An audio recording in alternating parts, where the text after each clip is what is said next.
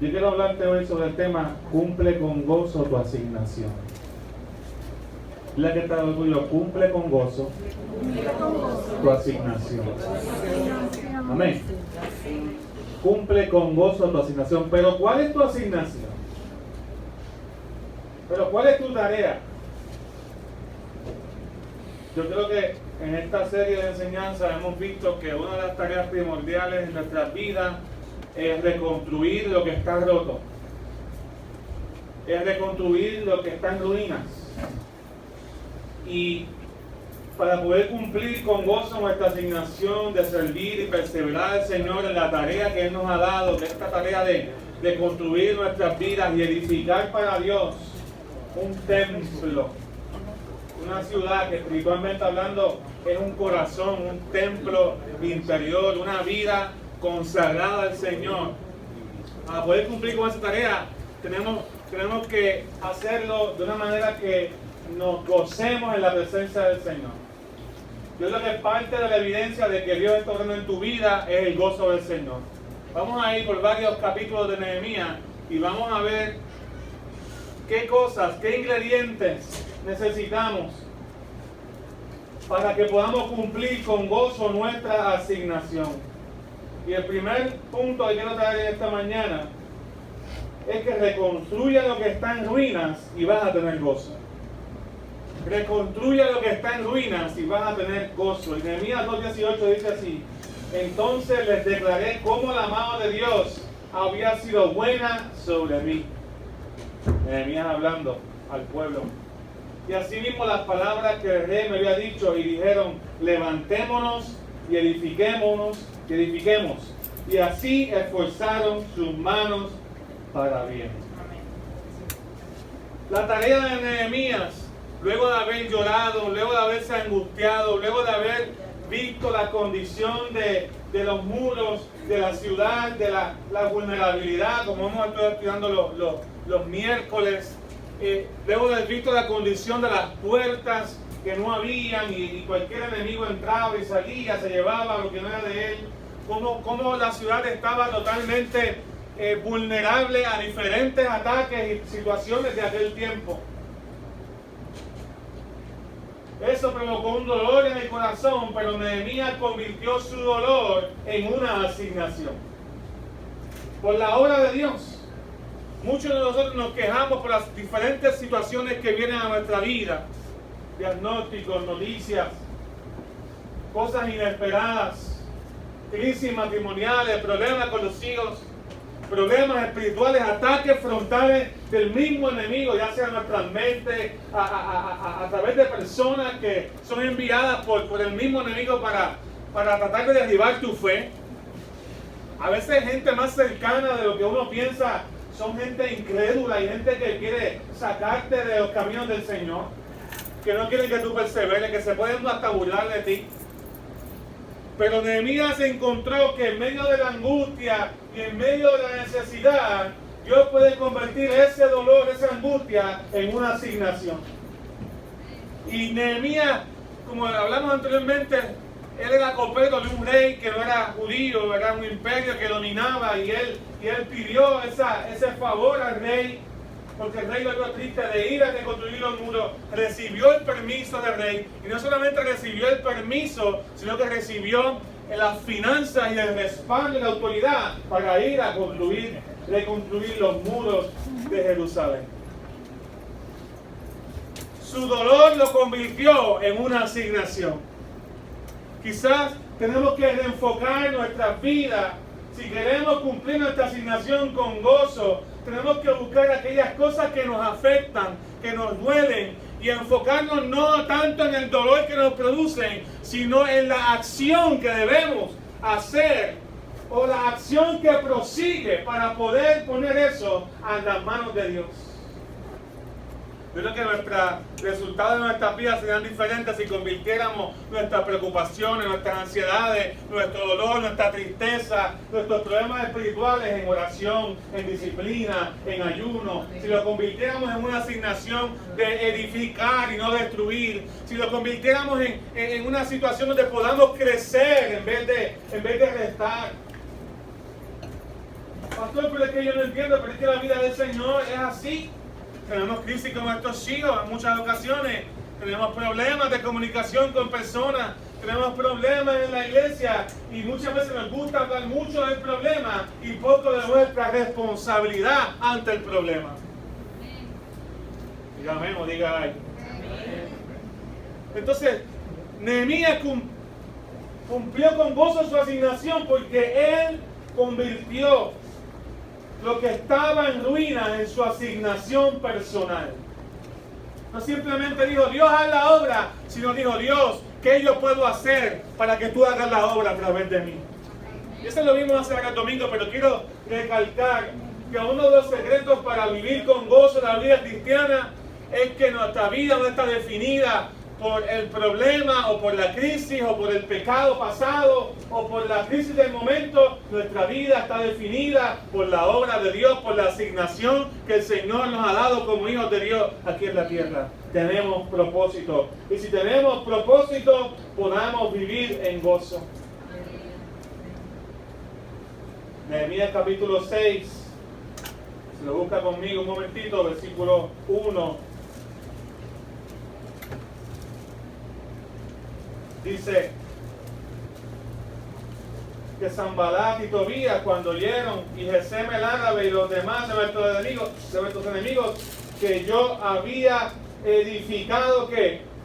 El muro. Él no terminó hasta haber acabado su asignación primaria. Su asignación primaria de ir a Jerusalén era edificar esos muros. Y que no quedaba en el portillo eran puertas pequeñas o accesos pequeños. No eran esas puertas grandes que se cerraban. A veces dentro de la puerta grande había una puerta más pequeña. Pero no había ningún espacio por donde la gente que no tenía parte ni suerte, que no tenía derecho de estar dentro de los muros de Jerusalén, porque Jerusalén le pertenecía a los judíos, le pertenecía al pueblo de Dios. Y Nehemías se aseguró de reparar todos los muros hasta las áreas más pequeñas. Tú quieres vivir con gozo tu vida. Tienes que asegurarte de reparar los muros, pero también tienes que asegurarte de reparar esas áreas pequeñas de nuestras vidas que muchas veces nos incomodan.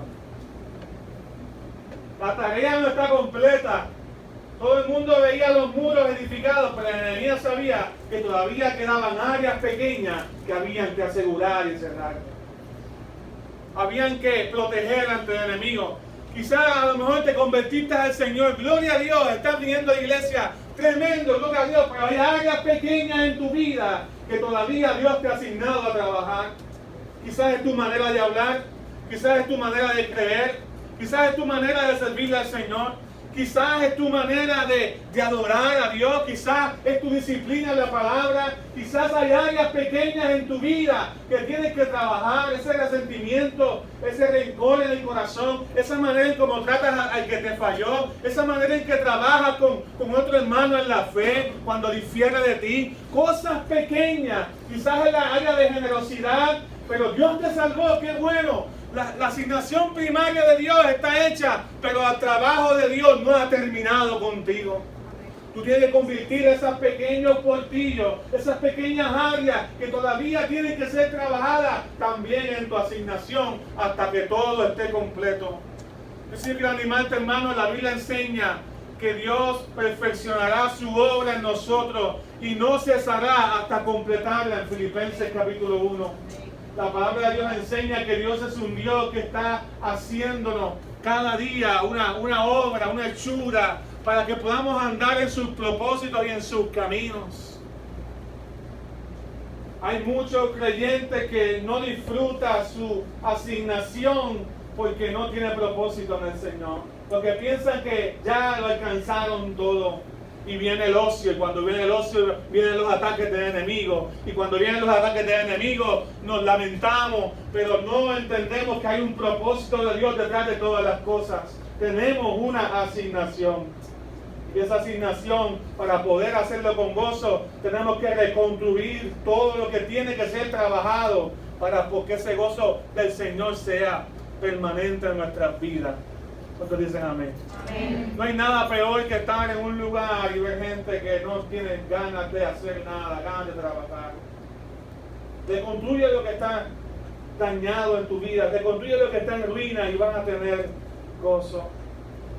El segundo punto que quiero abundar ahí está en el capítulo 6 de Nehemías. Dice la palabra que seguimos leyendo, que oyeron Sanballat, Tobías y Gesem, los demás y todos los demás de nuestros enemigos, que Nehemías había edificado el muro.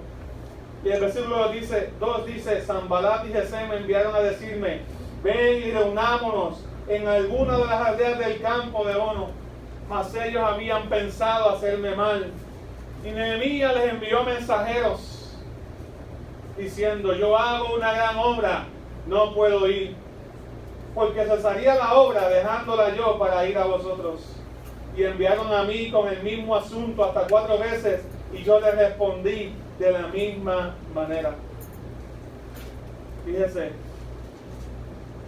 ¿cuál fue la respuesta de Nehemías? Y entonces se sigue poniéndose bueno, pero Nehemías construyendo, terminando la obra, lo que quedaban unos pequeños detalles, y Gesem y estos Tobías y estos Sanballat, enemigos de la obra, enemigos de la construcción del muro, enemigos de aquel que tiene el propósito de reedificar su vida en los caminos del Señor, de aquel que quiere seguir a Jesús. Eso es lo que representan estos Tobías, estos Sanballat, todos aquellos que quieren atraerte para que no, o distraerte para que no sigas el propósito de Dios en tu vida.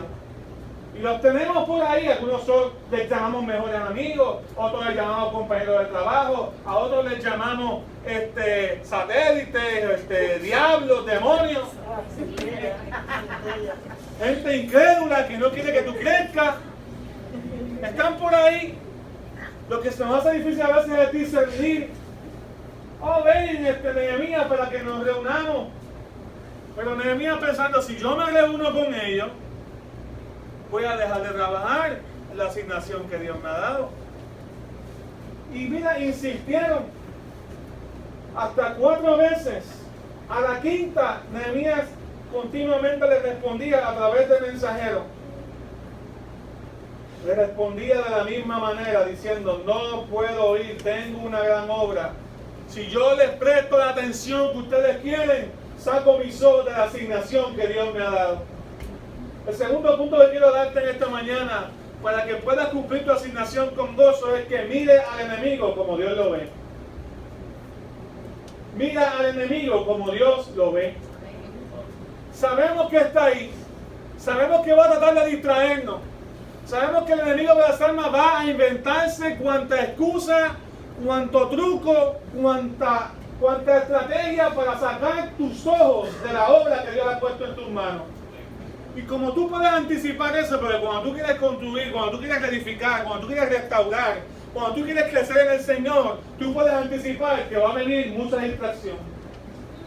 Ayer era un día de evangelismo, cada vez que hay evangelismo, cada vez que la iglesia quiera salir a la calle, ustedes pueden anticipar que va a haber dificultades. Usted tiene que ya prepararse, va a haber dificultades, van a haber situaciones. Te va a llamar aquel que nunca te llama para invitarte a la hora de evangelismo. Ah, mira, estaba pensando en ti para tomarte un cafecito. Una sopita con esta lluvia y este frío. Cosas así que extrañas, que tú dices, pero yo quiero ir a evangelizar. Solamente por dar un ejemplo. Pero lo que estoy diciendo es que usted puede anticipar que cuando usted se propone terminar lo que Dios ha puesto en sus manos a hacer y crecer, usted puede anticipar la oposición. Usted puede anticipar que el enemigo va a querer distraerlo. Y Dios quiere que te enfoques en tu vida. Y tú, en vez de enfocarte en tu vida, a veces estás cayendo en el entretenimiento continuo, dándole alimento a tus placeres, te pasas viendo películas, series, te pasas viendo tantas cosas y tu alma no está siendo bien alimentada. Y tú crees que estás bien porque ya tienes los muros, pero todavía la obra no ha acabado. Hay cosas en tu vida que tienes que entregarle al Señor. Y no te has dado cuenta que el enemigo te está distrayendo de una asignación, continuamente enviando mensajeros. Y Nehemías consistentemente haciendo lo que nosotros tenemos que hacer. Díganle a eso que yo estoy haciendo una gran obra. Díganle a eso que yo estoy perseverando, estoy construyendo y no puedo prestarle oídos y atención. Porque cesaría la obra. El enemigo va a venir a distraerte con pensamientos, con personas. Va a venir a quitar tus ojos de Cristo. Eso es. Y tú tienes que decirle al enemigo: no quiero escucharte. Yo tengo una obra grande que hacer. Tengo un matrimonio grande que edificar. Tengo unos hijos grandes que discipular. La obra que Dios ha puesto en mis manos es grande.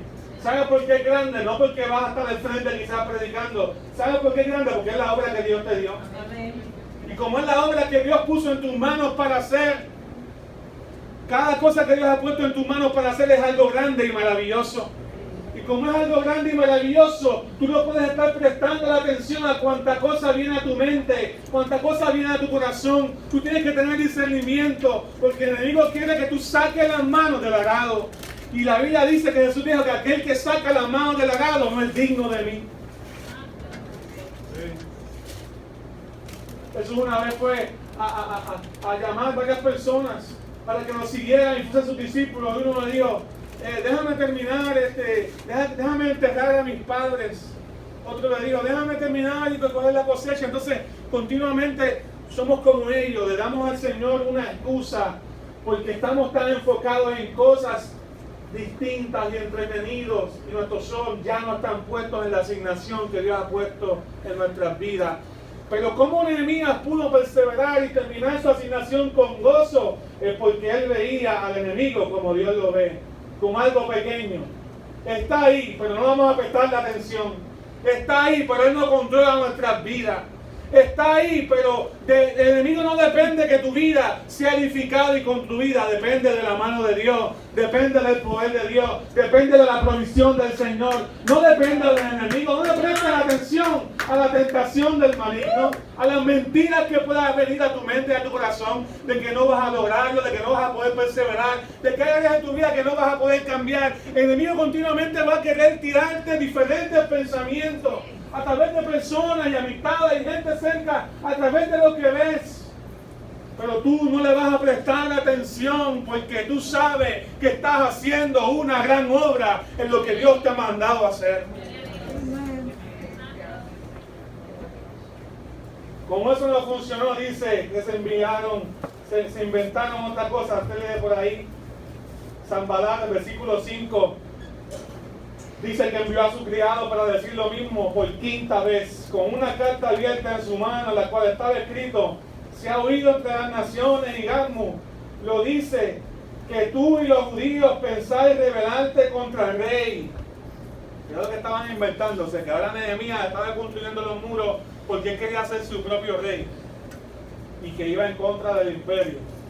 Y que por eso edificas tú el muro con la mira, según estas palabras, de ser tú su rey, y que has puesto profetas que proclamen acerca de ti en Jerusalén, diciendo: hay rey en Judá, y ahora serán oídas del rey las tales palabras. Ven por tanto y consultemos juntos. Saca tus ojos de la obra. La gente, ¿qué va a pensar de ti? Porque ahora tú que quieres hacer grande, Nehemías, tú quieres ser el rey. Esa no era la asignación de Nehemías. La asignación de Nehemías era construir los muros, terminar todo. Me gustó cómo le respondió Nehemías. Así tenemos que responder al enemigo muchas veces. El versículo 8. Entonces envié yo a decirle: no hay tal cosa como dices, sino que de tu corazón tú lo inventas.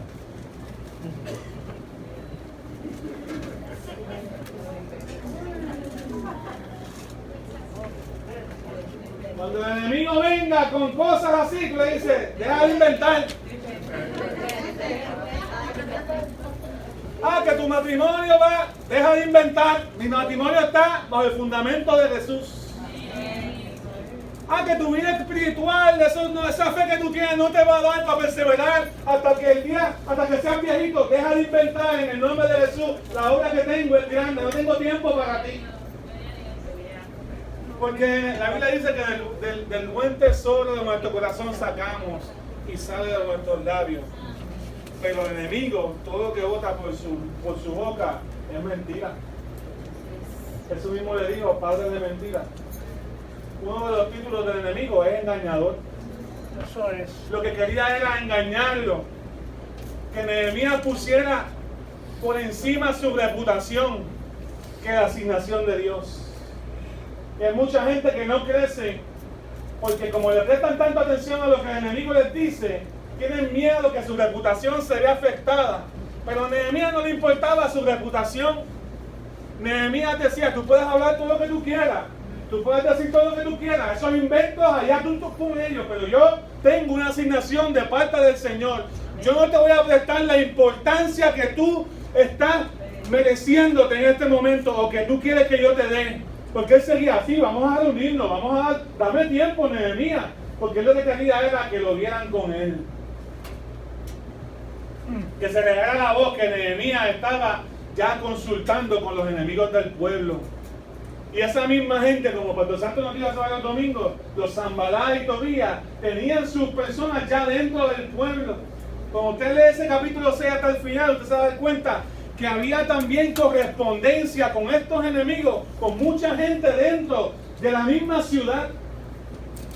Así que si Nehemías le prestaba atención al enemigo, ¿qué mensaje como líder él iba a enviar? Él iba a enviar un mensaje de que estaba considerando de que no iba a ser el líder fuerte que Dios había puesto para ese tiempo, de que su reputación era más importante que la asignación de Dios.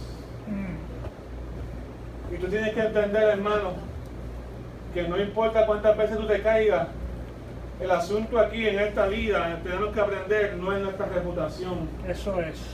Tenemos que tener credibilidad, pero en algún momento dado podemos fallar. Lo más importante en nuestra vida no es la reputación que tengamos ante los ojos del mundo. Para el mundo, el cristiano es un anticuado. Para el mundo, el cristiano es alguien arcaico, un fundamentalista, alguien que cree en la oración, alguien que cree en milagros, alguien que cree que Jesús es más que un maestro, sino que también es Dios. Para el mundo, el cristiano no tiene reputación. Pablo decía, por buena fama y por mala fama. Nos tienen, pero seguimos creciendo y seguimos sirviendo al Señor en medio de cada circunstancia. Si ponemos nuestros ojos en que el mundo nos ame y tener un buen nombre ante los ojos del mundo, no vas a ocuparte en la asignación que Dios tiene en tu mano. El enemigo se inventa un montón de cosas para que tú no crezcas.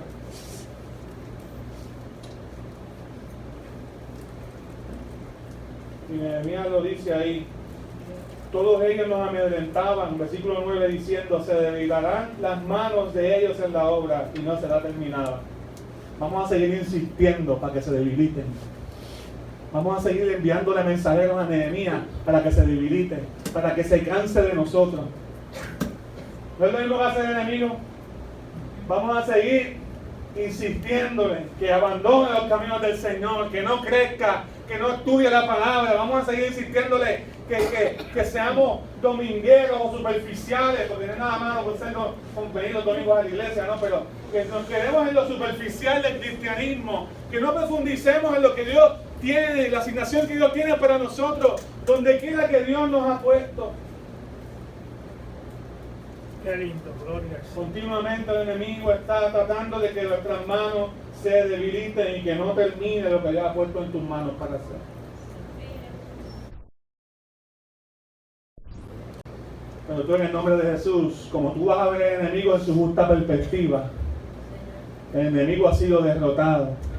Lo que Dios te ha dado en tus manos es una obra grande y es una obra que es del Señor. Y como es del Señor, Él la va a perfeccionar hasta el final. Que sí que tenemos problemas con nuestro carácter, que sí que tenemos problemas con nuestra pecaminosidad de vez en cuando. Hermano, si eso está en la mano de Dios, vas a poder prevalecer en el nombre de Jesús. Pero no podemos estar prestando nuestros ojos al enemigo. Tenemos que ver al enemigo como Dios lo ve. Mentira, procurar debilitar. Y la otra estrategia de los Sanballat y los Tobías, versículo 14, era infundir miedo.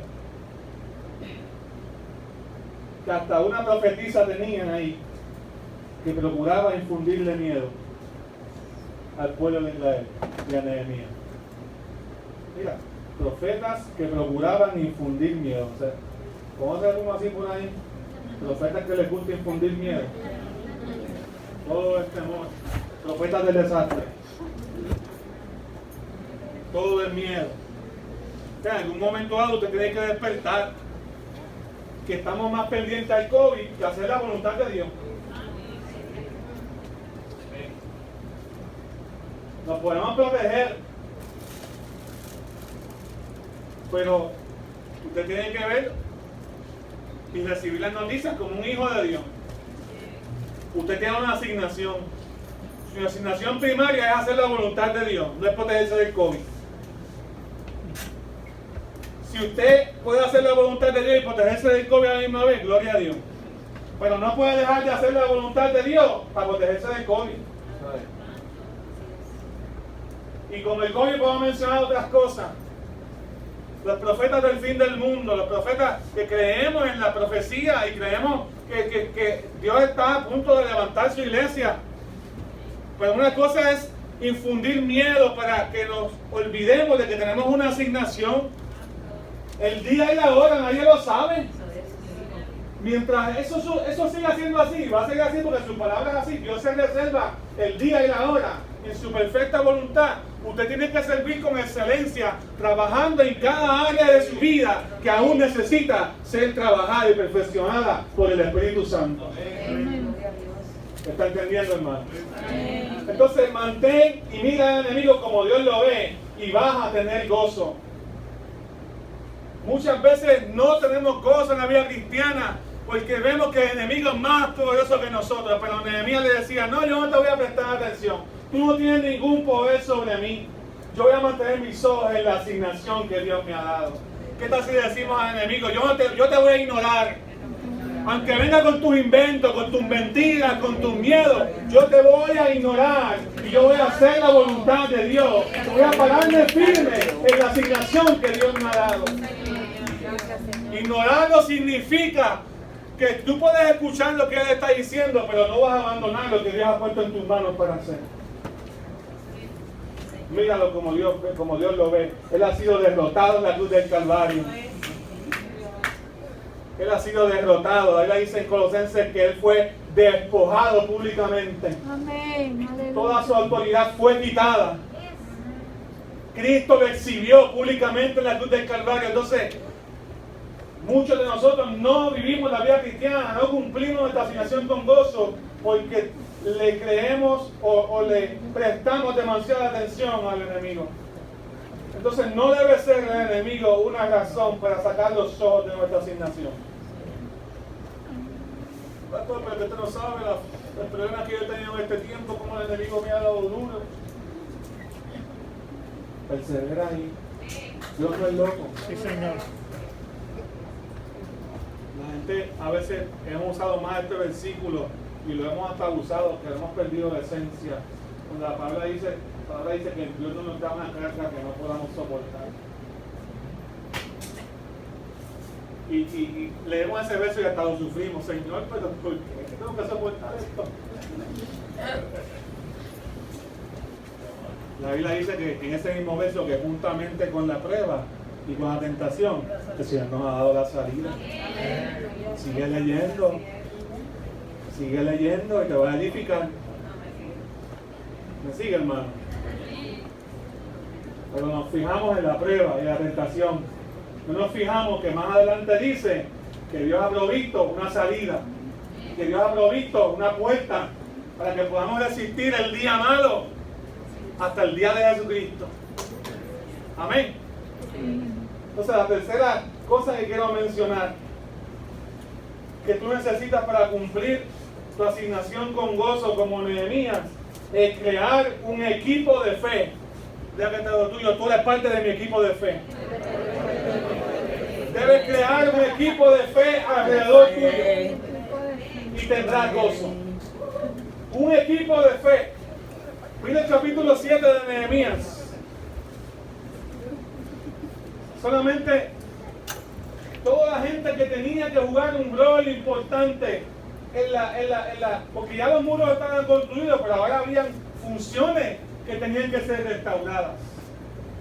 Y lo bonito de esto es que Zorobabel, cuando ustedes la Biblia, reconstruyó el templo, Nehemías reconstruyó los muros y Esdras restauró la adoración.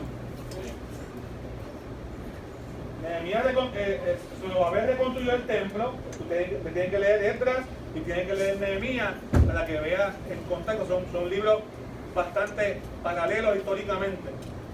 De hecho, algunas cosas que se mencionan ya mismo en el capítulo 8 de Nehemías también se mencionan en Esdras. Entonces usted va a ver que esas tres personas se tuvieron que levantar para reconstruir lo que estaba roto. Un equipo de fe, un equipo de personas que le creyó a Dios, un equipo de personas que todos tenían su función, que cumplieron y lideraron distintas áreas. Recuérdense que yo les dije que Nehemías no era sacerdote, Nehemías no era ni pastor, ni ministro de la casa de Dios. Nehemías era un ciudadano común y corriente, con una capacidad de liderazgo puesta en las manos de Dios. Algunos dicen que Nehemías es el ejemplo de lo que debe ser un buen político, porque fue un político en cierta manera. Él le pidió a Dios: ¿qué puedo hacer? Nehemías no era el que dirigía la oración, pero Nehemías dirigió la obra, dirigió la construcción.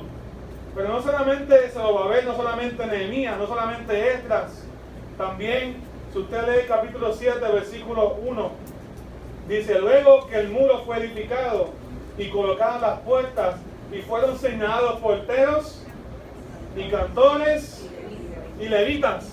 Mira ahí tu equipo de fe. Tu equipo de fe, los porteros, los que vean la ciudad. Necesitas gente al lado tuyo con discernimiento. Necesitas gente al lado tuyo que te avise del mal. Eso es parte de tu equipo de fe, no es aquel que te pasa diciendo milagro, milagro, milagro. También el equipo de fe tuyo tiene que incluir gente que te ame lo suficiente para decirte cuando las cosas no están bien en tu vida. ¿Cuántos dicen amén? Amén. No son los porteros los que, ¿verdad? Los que decían: cierra la puerta o ábrela, que estaban en las torres, los guardas de las puertas de la ciudad. Y usted va a ver esto en muchos pasajes proféticos, en Isaías, Ezequiel. Esto de los porteros era algo importante, porque si se corrompía aquel que velaba la puerta de la ciudad, no avisaba el mal y dejaba entrar al enemigo. Y hay mucha gente que, como te rodeas con personas que lo que quieren es que te digan lo que está bien nada más de tu vida, y no quieren que te corrijan, y no quieren que te enseñen, y no quieren ser formados por la palabra de Dios, que al fin y al cabo son rebeldía en nuestro corazón, rebeldía pasiva y rebeldía activa. La pasiva la activa es aquel que de frentemente dice: Señor, yo no quiero servirte, yo no quiero saber nada de ti. Pero el pasivo es aquel que escucha, pero como quiera vive como le da la gana. Con su boca no se revela, pero con sus acciones sí. Pero el portero avisa al mal. Tu equipo de fe necesita portero. Dile que está a lo tuyo: gracias por ser un portero. En el nombre de Jesús. Cantores, necesitas cantores, gente que adore, gente que alabe, cantores, gente que te conecte con el Señor. Gente que conecte con el Señor. Allá nuestra hermana Dolisa fue en estos días a visitar a un enfermo, y allá sin instrumento le cantó al enfermo y al papá de María, y fue de bendición. Recibimos testimonio y yo me gozo, porque tú necesitas gente que te conecte con el Señor, que adore a Dios, que te recuerde que Dios es el centro de tu vida. Que el problema no es el problema es que Dios no está en el centro de tu vida. Gente que adore al Señor, los cantores, gente que te conecte con el Señor. Los cantores en ese tiempo tenían una función, no solamente de escribir himnos y cantar. Los cantores tenían una función de enseñanza, porque a través de los cánticos y de los himnos se recordaba la historia de Israel. Por eso es que las canciones que te escuchas deben ser de sustancia. No debe ser una canción para que te ponga a bailar nada más. Porque escuchamos el baile, pero no escuchamos la sustancia que hay detrás de la letra. El cantor, en este contexto, la oración que se estaba restaurando ahí, era la oración davídica, la que implementó David y Salomón, que se había perdido. El pueblo estaba retornando del exilio y estaban volviendo a restaurar la oración, y Esdras tenía eso a cargo. Y se señalaron gente, puertas, y se señalaron personas como cantores y como levitas. Los levitas eran esos que estaban a cargo de la enseñanza y de recibir las ofrendas del pueblo en las ciudades. Eran también de la tribu de Leví. Cuando usted vea la tribu de Leví en la Biblia, era una tribu que no tenía tierra, no tenía herencia. Ellos tenían que depender del Señor.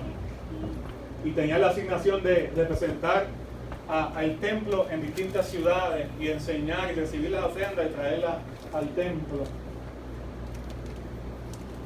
Necesitas gente que te enseñe, que te acuerde quién eres, gente que te enseñe a depender de Dios, porque el levita dependía de Dios.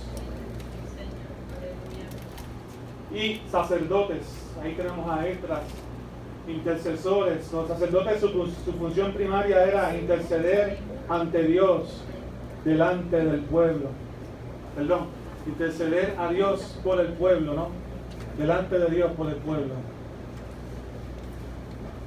Esa es la función sacerdotal, pedir colectivamente perdón, misericordia y gracia por la nación de Israel. Mantenerse puro. Necesita gente en tu equipo de fe, necesita gente que vele, que te cuide, que te guarde del mal. Necesita gente que te conecte con el Señor.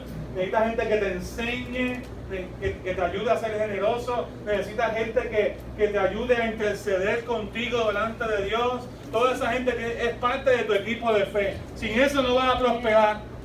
Puedes tener los muros más lindos en tu vida, pero si hay gente que no cumple funciones en tu vida, puedes tener los mejores amigos, con el mejor dinero, con la mejor fama, pero si hay gente que no tiene esa asignación cerca de ti, vas a estar solo. Nehemías cumplió esa asignación con gozo, porque él tenía un equipo de fe, de personas que dijeron a Nehemías: sí, ponme a ayudar, yo quiero servir, yo quiero estar ahí. Que asumieron su responsabilidad. ¿Quién no puede estar en ese equipo de fe?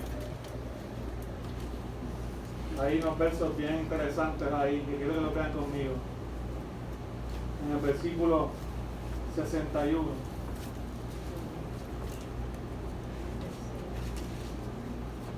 Empezaron ahí, si usted lee el capítulo 7 de Nehemías, usted va a ver que empezaron a buscar el libro de la genealogía.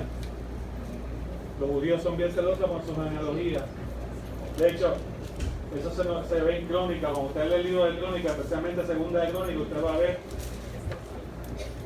a ver continuamente, y de la familia tal, el hijo tal. Cuando usted necesita un nombre para alguien, usted vaya a Crónica. Ahí lo va a encontrar. Nombre que usted nunca ha escuchado, ahí lo va a ver. Y todas estas personas de este equipo de fe, como yo llamo, porteros, levitas, sacerdotes, tenían que ser parte de un linaje sacerdotal para poder servir, porque esa era la asignación que Dios le había dado a esta tribu, a este pueblo de Israel. Los que sirvan en el templo, los levitas, los cantores, los sacerdotes, tienen que ser de la tribu de Leví y tienen que ser del linaje de Aarón. Los sacerdotes especialmente, y Dios guardaba gran celoso por todo eso. Pero hubo un momento dado donde tuvieron que detenerse un momento, porque seguían mencionando y estaban verificando que todos aquellos que estaban con estas responsabilidades realmente tuviesen el linaje y la asignación, porque eran de la tribu de Leví, para poder asumir esa responsabilidad, porque de lo contrario estaban asumiendo una responsabilidad de asignación que no le pertenecía. ¿Qué fue lo que pasó? El versículo 61. Desde 60, todos los sirvientes del templo e hijos de los siervos de Salomón, 392, y estos son los que subieron de Telmela, de Telharsa, Kerub, Adón e Imer, son lugares, los cuales no pudieron mostrar la casa de sus padres, ni su genealogía, tampoco pudieron mostrar si eran de Israel o no. Y sigue leyendo, otros 642 de los hijos de Delaía y Tobías y Necoda, y en el versículo 63 dice, y de los sacerdotes, de los hijos de Barzilai. Barzilai era un siervo que estuvo bajo el reinado de David, que ayudó a David en un momento dado, ¿ok? Pero no era de Israel, ¿ok? Pero le avisó a David, lo ayudó en la rebelión de su hijo Absalón. Y dice, el cual tomó mujer de las hijas de Barzilai, Galaadita, y se llamó del nombre de ellas. Y estos buscaron su registro de genealogías y no se halló, y fueron excluidos del sacerdocio. No pueden ser parte del equipo de fe. Y yo decía esto, wow, Señor, primero que Dios es celoso con la gente que queda sirviendo. Que Dios es celoso con que todos cumplamos con la asignación que nos toca. Inclusive el rey Saúl quiso asumir la responsabilidad del sacerdocio en un momento dado, y lo quiso hacer porque él pensaba que como él era rey, eso él podía hacer y él podía mandar más que Dios. Y Dios le dijo, locamente has hecho. Esa función no toca aquí. Le dijo, la rebelión es como el pecado de hechicería, de adivinación. Le hace primera de Samuel en algún momento dado. Locamente has hecho, esa asignación no es tuya. Pero imagínese tú estar, lo que está sucediendo aquí, imagínese esto, de que usted está en una iglesia por 20 años y usted asume toda su vida que usted es miembro de esa iglesia, y de momento alguien venga con una lista y diga, ok, vamos a mencionar los miembros de la iglesia, los que son miembros de verdad, dirigida por el Señor, no los que son miembros. Y vamos a mencionar, ahí está Junior, ahí está Angie, ahí está, y mencionemos a todos menos a Miriam. Y Miriam dice, pero búscame, yo tengo que estar en esa lista. Ok, vamos a revisar otra vez, vamos a empezar de arriba, vamos a mencionar todos los nombres, todo el mundo hace la mano, mencionamos los nombres y Miriam no está. Miriam dice, pero a mí siempre me han dicho que yo soy de ese linaje, yo soy miembro de esta iglesia, yo tengo que estar en esa lista. Ok, vamos a empezar otra vez. Ese fue el ejercicio que se estaba haciendo. Pero es que mis padres tienen que estar ahí. ¿Y qué fue lo que pasó? Una de las razones por la cual no era el linaje, y esto es bien importante, y estoy haciendo esta explicación para que lo entiendan, está ahí en el versículo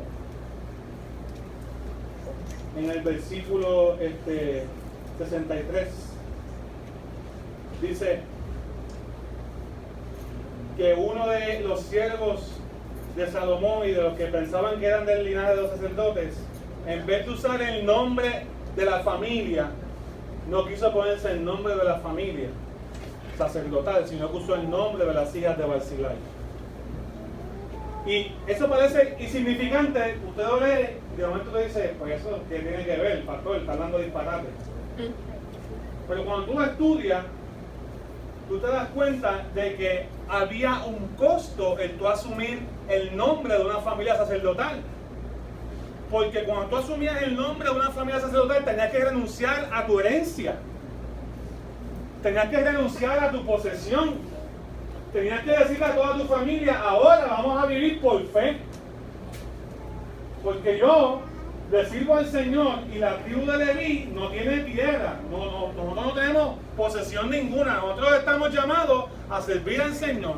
Y todos los sacerdotes de ese tiempo, todos los ministros de Dios de ese tiempo vivían por fe.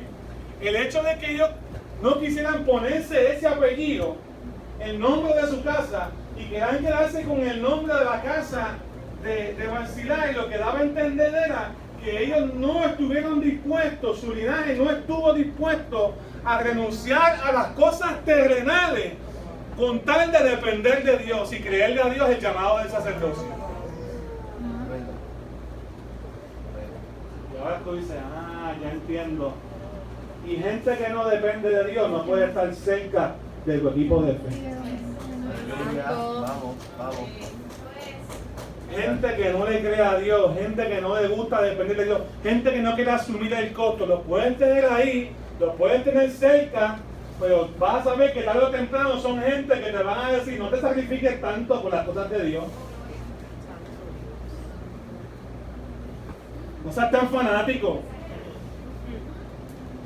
No tienes que orar tanto, no tienes que evangelizar tanto, no tienes que perseverar tanto. O sea, no son gente que no quiere asumir el costo de lo que representa el crecimiento de la vida cristiana.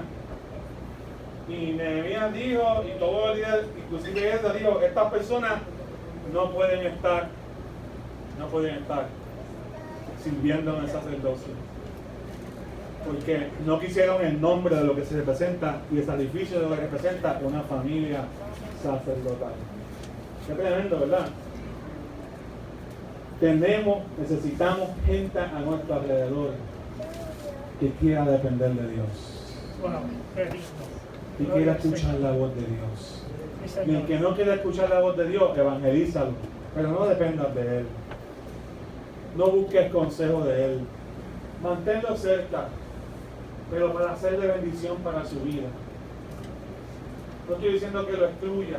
Ellos no necesariamente los sacaron de la ciudad, simplemente los ubicaron en la función que podían hacer, pero esta no la podían hacer. No podían ser líderes en la vida del pueblo, porque no era la función que les tocaba, porque hay un costo adicional para aquel que sirve en la casa del Señor. Es que tenemos que vivir por fe y no por vista.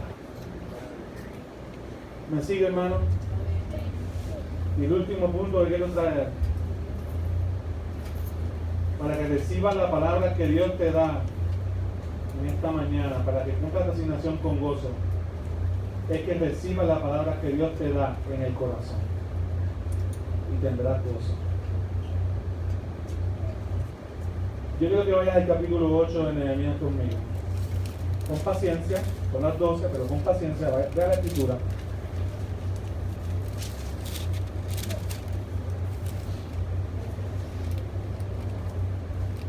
¿Lo tienen, hermano? 5 amén, ¿los demás? Sí, okay. Nehemías 8 dice, y se juntó todo el pueblo como un solo hombre en la plaza que está delante de la puerta de las aguas. Y dijeron a Esdras el escriba que trajese el libro de la ley de Moisés, la cual Jehová había dado a Israel. El sacerdote Esdras trajo la ley delante de la congregación, así de hombres como de mujeres, todos juntos, y todo lo que podían que se incluyeron niños, todos juntos, todos los que podían entender. Versículo 3, y leyó Esdras el libro delante de la plaza que está delante de la puerta de las aguas. Hablamos hace varios miércoles atrás que esa puerta de las aguas tenía que ser restaurada. El agua en la palabra significa la palabra de Dios, significa el Espíritu Santo, de donde fluye la palabra del Señor. Allí se reunieron desde el alba hasta el mediodía. ¿Usted sabe qué significa el alba? El alba es cuando sale la luz, pero todavía no has visto el sol. ¿Okay? El amanecer se termina cuando tú ves el sol. Pero el alba comienza cuando ya puedes ver luz, que es de día. Así que para nosotros el alba sería como a las 6 de la mañana, 6:30, si es en verano como a las 5:30, 5:45. Si estás en otro latitud, pues es diferente. Hasta el mediodía. Cuente cuántas horas mínimo. 6, 7 horas.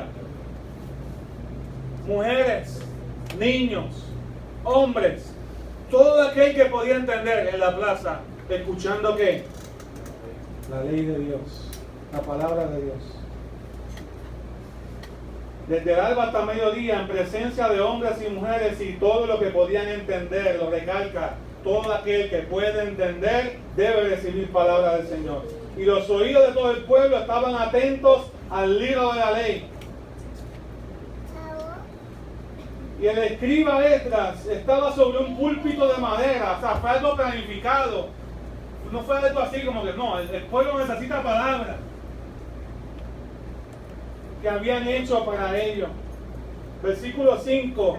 Y abrió pues Esdras el libro a los ojos de todo el pueblo, porque estaba más alto que todo el pueblo, y cuando lo abrió, todo el pueblo estuvo atento. Déjenme decirle porque se nos puede pasar lo importante de lo que está sucediendo aquí. Había años que el pueblo no se unía a escuchar la palabra de Dios.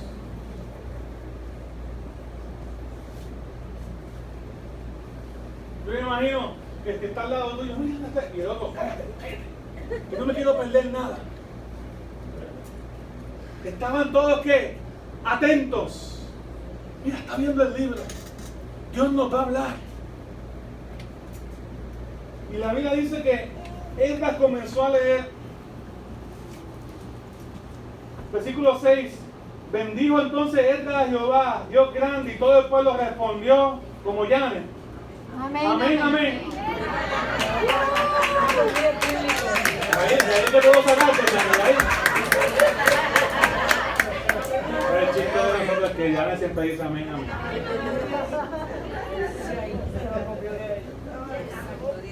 Todo el pueblo respondió, así sea, y así sea. Esdras alabando al Señor, Esdras leyendo la palabra y el pueblo respondiendo, así es, así va a ser, así sea, como dice la palabra. Así es. En acuerdo, alzando sus manos y se humillaron y adoraron a Jehová, inclinados a tierra. Ahora usted en este tiempo dice a la gente que se arrodilla y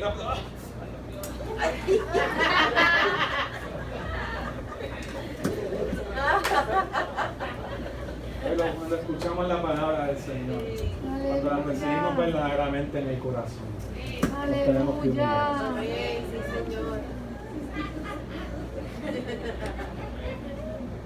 Y se humillaron, inclinados a tierra, caídos hasta el piso.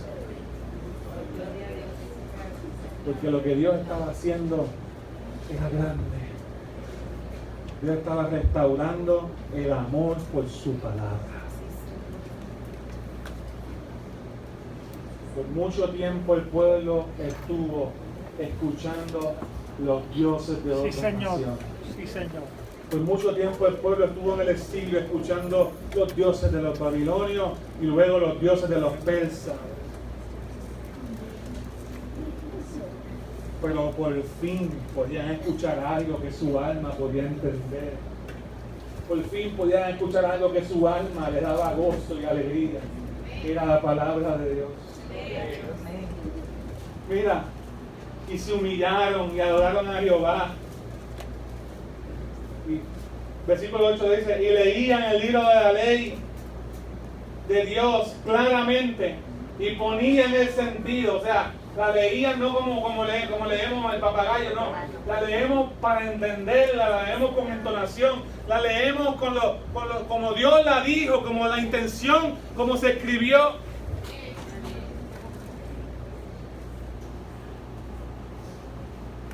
De modo que entendiesen la lectura. Fue tremendo. Versículo 9. Y Nehemías el gobernador. Recuerden que les dije que Nehemías no fue como gobernador, pero ahora era gobernador. Primero fue como con una asignación, era copero del rey. Vengo aquí a reconstruir los muros, tengo la autoridad, pero ahora soy gobernador.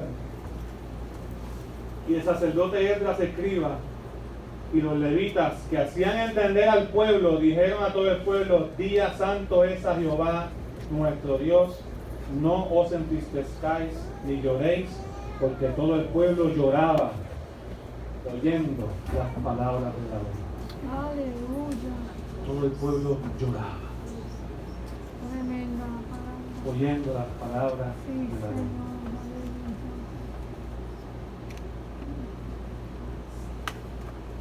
La conclusión que podemos saber de eso no es que si lloras sientes la presencia de Dios. No es eso. Porque hay gente que te puede hacer llorar y son falsos maestros. Eso es. El psicólogo te hace llorar y no necesariamente está bien. Pero lo que debemos de entender es que el peso de la palabra de Dios era tan fuerte sobre el corazón del pueblo. El peso de estar perdiéndose de algo tan maravilloso que Dios les había regalado únicamente al pueblo de Israel para hacerle bendición a las demás naciones. Y el hecho de haber estado restaurando eso y posiblemente encontrar que no estaban a la altura de lo que la palabra de Dios demandaba de ellos, provocó una profunda convicción en ellos. No estamos bien. Nos estamos perdiendo de tanto. No estamos celebrando las fiestas. No estamos recordando al Señor.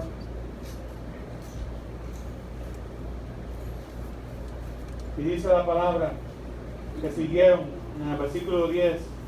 Luego les dijo: ¿quién? Esdras y los levitas: id, comed grosuras y bebed vino dulce y enviad porciones a los que no tienen nada preparado, porque día santo es a nuestro Señor, no os entristezcáis, porque el gozo de Jehová es vuestra fuerza. Y cuando decimos que el gozo del Señor es nuestra fuerza o nuestra fortaleza, dependiendo de la versión que tú digas, de aquí es que lo sacamos.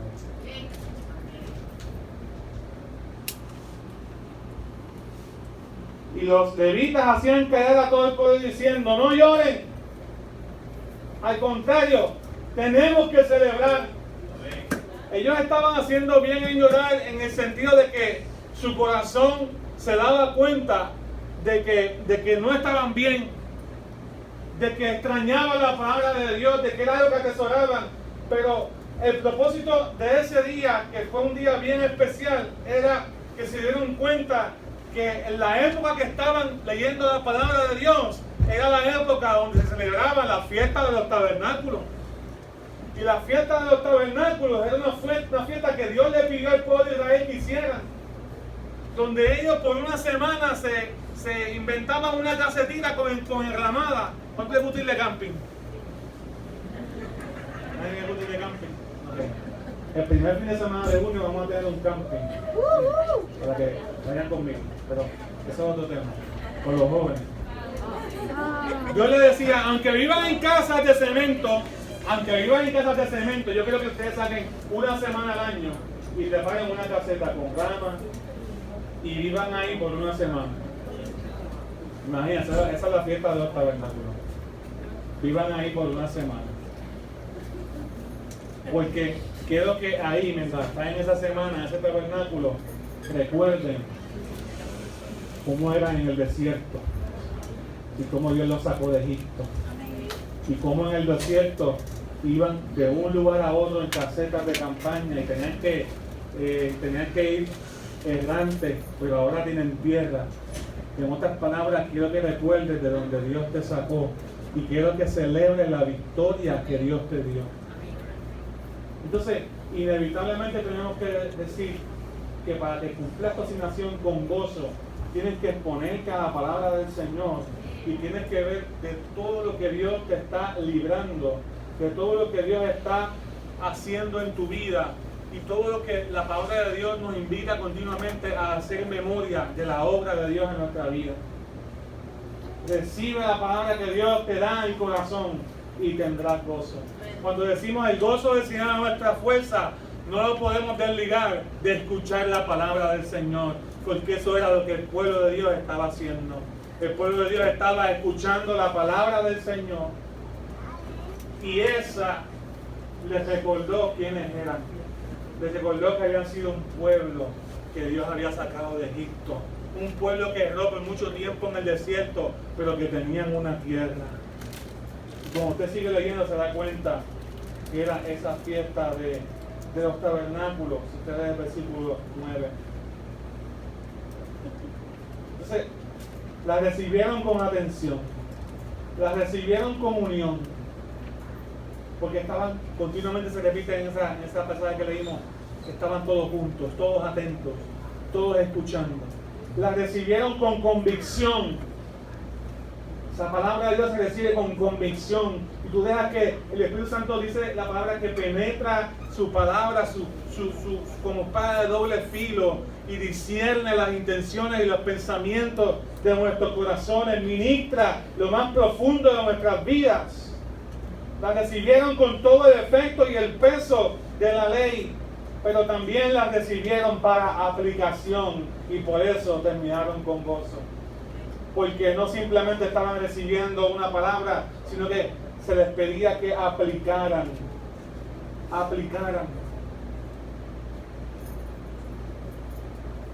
Y la Biblia dice que todos los padres de familia, en el versículo 13, todos los padres de familia, todas las cabezas de familia, sacerdotes y levitas, se reunieron con Esdras el escriba para entender las palabras de la ley. Y en el versículo 14 hallaron escrito en la ley que Jehová había mandado por mano de Moisés que habitasen los hijos de Israel en tabernáculos en la fiesta solemne del mes séptimo. Todos se reunieron y se dieron cuenta que era tiempo de celebrar lo que Dios había hecho. Entonces, el gozo del Señor, cuando tú cumples tu asignación, tú vas a terminar siempre en la palabra del Señor. Amén. Cuando tú cumples con el propósito de Dios, la palabra del Señor te impulsa, la palabra del Señor te sostiene, la palabra del Señor te alimenta, la palabra del Señor te da fuerza y te da gozo para poder servir al Señor continuamente en un mundo como este, con sufrimiento, en un mundo con dolor, en un mundo con estas circunstancias. Pero la palabra del Señor dice que el gozo del Señor es nuestra fortaleza. Como iglesia vamos a cumplir nuestra asignación con gozo. Yo no sé si el que está al lado tuyo es medio amargadito, medio triste, pero tú le vas a decir, vamos a cumplir nuestra asignación con gozo. El gozo del Señor es nuestra fuerza. El gozo del Señor es nuestra fortaleza. En otras palabras, lo que Nehemías estaban diciendo, hemos construido unos muros físicos, unos muros tremendos. Ahora se supone que el enemigo no entre, pero recuérdate que la fortaleza verdadera es el gozo del Señor. La fortaleza verdadera es aquella que viene con el contacto con la palabra de Dios en tu vida. Esa es la verdadera fuerza, la que viene por la palabra del Señor. Esa es el verdadero gozo. Lo que Dios hace por su palabra se quedará en ti para siempre, como un muro, como un fuerte, como una columna, en el nombre de Jesús. Ocúpate de que si estás aquí no sea de los que no tienen identidad. Que cuando Dios nos llama a su presencia no tengas que decirle, Señor, recuérdate que yo creo que estoy en esa lista, como pasó ahí. Pero yo fui a la iglesia, el Señor estaba diciendo, yo no sé, no, tú no estás en esta lista. Porque hay gente que están, pero no son. Y eso es entre usted y el Señor. Usted evalúe por la palabra. La Biblia dice que si nos examináramos a nosotros mismos, no fuésemos juzgados. En 1 Corintios. 2 Corintios al final. ¿Ves? Entonces, vamos a ponernos de pie. Y vamos a decirle al Señor, yo quiero cumplir y terminar mi asignación con gozo. Sí, Señor. Gloria a Dios. Quédate quieto, Dios.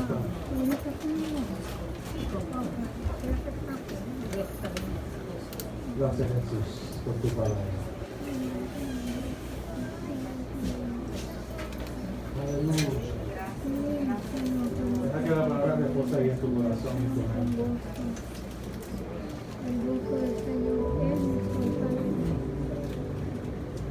Tu gozo es mi fortaleza. Tu gozo es mi Gracias. fortaleza, Señor. Gracias. Nos fortalecerá cada Dile, día. Señor, te necesito. Aleluya. Hay muchas porciones de quizás del mensaje que pudiéramos aplicar, que pudiéramos reflexionar. Gloria a tu nombre. Están las luchas que tenemos con el enemigo. Hoy aprendimos que vamos a mantener al enemigo en su justa perspectiva. No importa tu tribulación, no quites tu mano de tu asignación. Yo no sé si no estás cumpliendo tu asignación con gozo, si tienes luchas con mantenerte en paz y en gozo, sirviéndole al Señor, porque distintas razones, la economía, las pruebas, las situaciones, la inflación, las cosas que nos atribulan, la situación de salud, los conflictos que tienes. Yo sé que la palabra de Dios tiene una respuesta para ti en esta mañana. Y yo quiero, la Biblia dice que Dios nos ha dado manto de alegría en lugar de espíritu angustiado. Y yo quiero que en el nombre de Jesús, si ese es tu caso, pues dile, Señor, yo quiero terminar y vivir la vida cristiana a plenitud, con gozo, con alegría. Pasa al frente y podamos orar colectivamente en el nombre de Jesús. Si entiendes que el enemigo, la circunstancia te ha robado el gozo, la alegría de servir al Señor, ven y oremos juntos. Le decimos al Señor, Señor, nuestro gozo eres tú. Nuestro gozo eres tú, Señor. Alguien dice, yo entiendo que es conmigo, pastor. Yo entiendo que es conmigo, pastor. Vamos a vivir con convicción. Vamos a vivir con gozo hasta que Dios nos llame a su presencia. Nuestra vida le pertenece al Señor. Y no vamos a dejar de edificar por el que dirán. No vamos a dejar de edificar. Ayúdame a cumplir mi asignación con gozo. En el nombre de Jesús, ayúdame a ofrendar con gozo. Ayúdame a trabajar con los conflictos, con otros, con gozo. Ayúdame, Señor, a responder a tu llamado con gozo, a lo que tengo que sacrificar con gozo, a construir con gozo, Dios mío, a crear un equipo de fe alrededor mío con gozo y con alegría. Servirte no es una carga, un privilegio. Ayúdanos, Señor.